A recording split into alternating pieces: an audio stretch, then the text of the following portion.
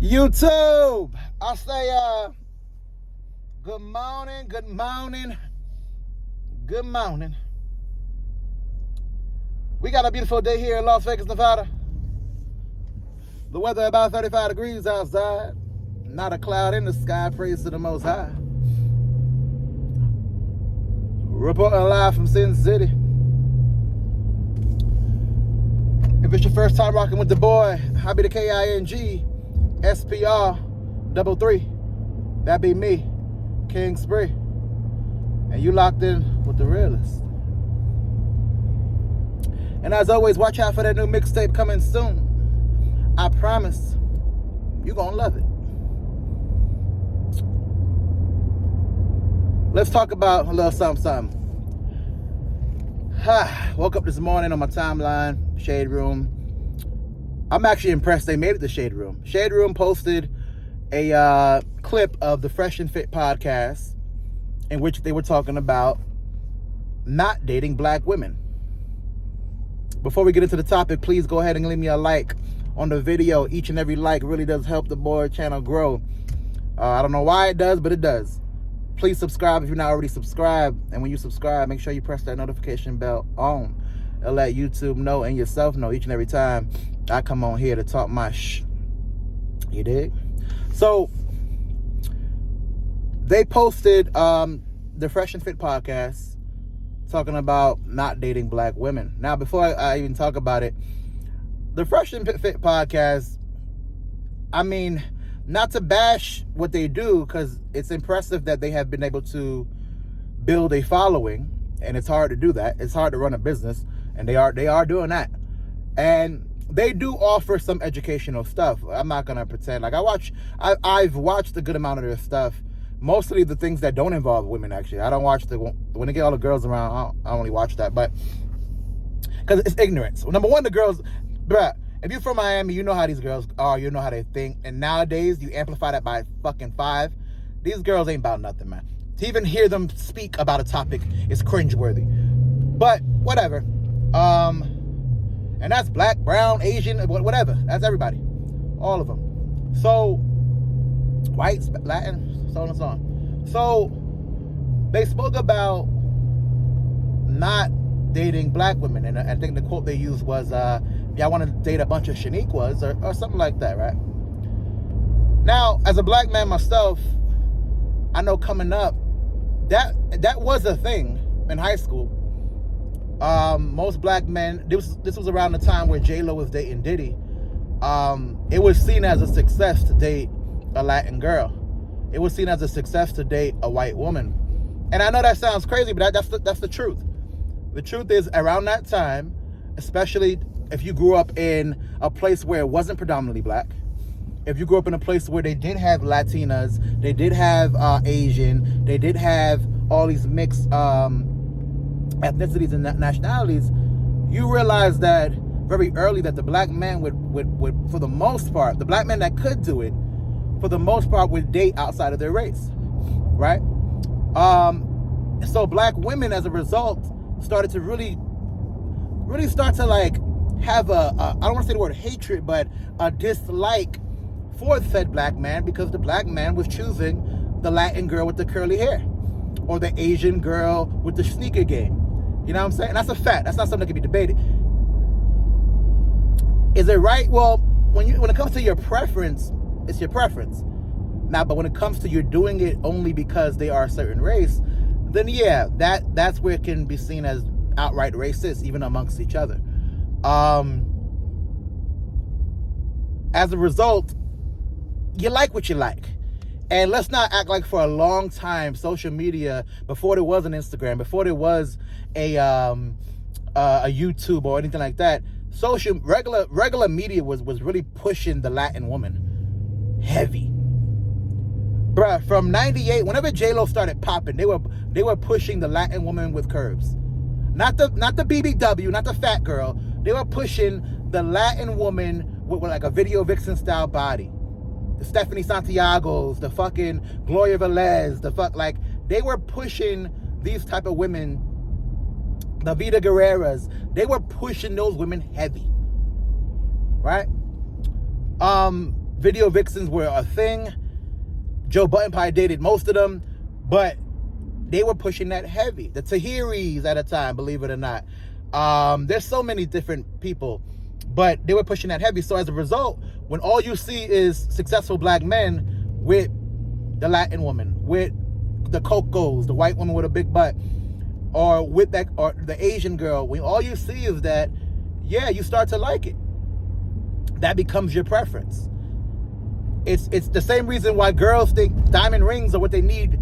A big diamond ring is what they need to be engaged with. The same reason why most people think they need a big home as their first home. The same reason why the average kid thinks that Jordans are, or Kyries or LeBrons or KDs are what they need to play basketball in. Media has a big portrayal on, or a big effect on what you want. It goes back to the 50s, 60s, and 70s when whatever the fuck the magazine is, the Cosmo shit, they were fucking pushing to married women heavy that you need this and you need that and you should look like that and you should do this. And as a result, they thought that their husband should be able to get that for them. Is it right? No, it's not. You should not discriminate against anybody, right? If somebody is a cool person, somebody got a great personality, somebody is introspective, somebody is an intelligent person, y'all bond, y'all got a dope connection, it shouldn't matter the race. But the problem is, and the fact is, people do have preferences. And there are a lot of black women and Latin women and white women and all kind of women that don't like certain men. And nowadays it seems like those certain men they don't like is a tax bracket thing. But no, you can have a preference. So they're getting bashed right now for saying that. And it's an old clip. It's a real old clip. They're getting bashed for saying it. And the way they presented it was very like immature. Their podcast is very immature. Very like on some clickbait type of stuff. So the Shaniqua thing, like, bruh, that's ignorant, because you know damn well how many girls you know really named Shaniqua. I know they get that off probably like the Shanays or whatever, that was a joke back in the day, but how many girls you really know fit that bill? The answer is not many. There are a lot of educated, fucking gorgeous, amazing black women running around. A lot of them, right? And there are a lot of amazing, gorgeous, intelligent Latin, Asian, white, Jewish, this, that, like Indian. There's a lot of women, period, that are amazing women. You should never discriminate just based on their race. But let it be known that how you grew up plays a part. If you grew up in a neighborhood where that's what was, my mom was a black woman, my dad's a Latin man, Puerto Rican, like 100%. So just off that alone, I'm seeing a Latin man, a Latin and a black man. In New York City, in particular, it is very common for the black man to be with a Latin woman, like extremely common. So I get what they say. In Miami, if you're from Miami, if you grew up in the Miami area, man, there are more Latinos than anything. They are the majority out there. So it's not a surprise to see somebody prefer that. Not to mention, to keep it a buck, and we're gonna keep it a buck. A lot of back then especially, maybe not so much now, but back then especially, a lot of Latino women, their upkeep is very high. And what I mean, no disrespect, but at that time, a Latino woman, they're not really worried about being the masculine energy in a relationship. They pride themselves on their femininity. They pride themselves on the hair looking good, the clothes fitting right, the being in the gym, the smelling good, the knowing about different perfumes to put on, knowing about certain etiquette, knowing about how to dress, knowing about how to cater to their men. That's a fact, man. At that time, that was a thing. Are there black women that do that too? Of course there are. But we're not talking about the outliers. At that time, a majority of black women were seen as being the aggressive race. They were seen as being the aggressors. Now, because of social media, because of hot girl summers, because of all these things that have happened in recent years, all races and nationalities kind of do that aggressive shit now. It's hard to find a feminine woman, dude, if I'm being honest. It's hard to find an outright feminine woman. But at that time,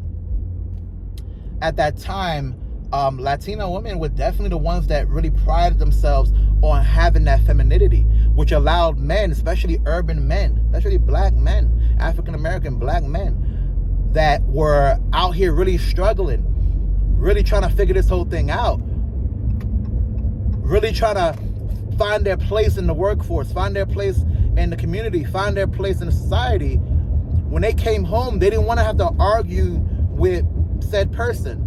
They didn't want a baby boy and Jody. They didn't want a Jody and whatever her name was relationship. They didn't want to have that constant arguing, constant fighting for positioning.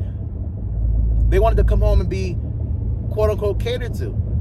They wanted to come home and be appreciated for being a man. They wanted to come home and get that femininity in their life. They didn't want to have to battle for positioning.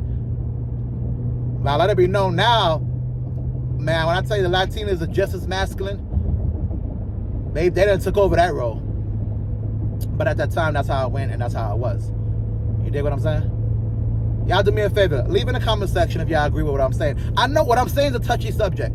And by no means am I saying that you should discriminate against anybody for any reason, because I'm not saying that. What I'm saying is the reason why certain preferences are even a thing are because a lot of times on our history, where we grew up at, what was around us, and what the media pushed on us. Why do you think every woman now thinks that a guy needs to make $1 million? Like $1 million is easy to make. Like $1 million, but because social media has portrayed, oh, you got to have the private jet, you got to have the Lambo, you got to have all the chains, you got to have this, that, and the third. They think that's the minimum because that's what media is portraying to them. Well, same thing back then, before there was an Instagram, before there was a YouTube, a Snapchat, a Twitter, a TikTok. Before there was any of that, before there was a TikTok, I promise you, certain women back then had that shit on lock. They exuded femininity. They exuded this like, almost like you aspired to be with a woman like that. That's not to say that they're better than any other race. I'm not saying that. What I'm saying is that is why somebody like that might say that. If you grew up in New York City, if you grew up in Miami especially, dating a Latin woman was seen as the thing to do. It was the thing that you want. You wanted to play ball. You wanted to wear your nice little kicks, little shoes, whatever, have a little money in your pocket, and you wanted to have a Latino on your side. A little Latin girl on your side. You know what I'm saying? So y'all let me know if y'all agree. Where y'all from? Put in the comment section where y'all grew up at. What city y'all grew up at? And was that a thing out there? If you grew up in the DC area, you probably don't know what the fuck I'm talking about. The DMV, you probably like, nah, I love my black queens. Hey, I respect it. If you grew up in fucking Wisconsin, you probably saying, I don't know what you talk about, I love me a good old American girl. I respect it. You grew up in Oakland, you probably saying Asians are where it's at. I respect it. But if you grew up in Miami, Latinas were the thing. Latinas were the thing. Anyway, please like, comment, like I said, what city y'all from, and who was running the city women-wise in your city. Like, comment, subscribe to the boy channel. This has been a message brought to you by the good people over here at King Spree ENT. And until I can think of something else to say, baby, we all we got.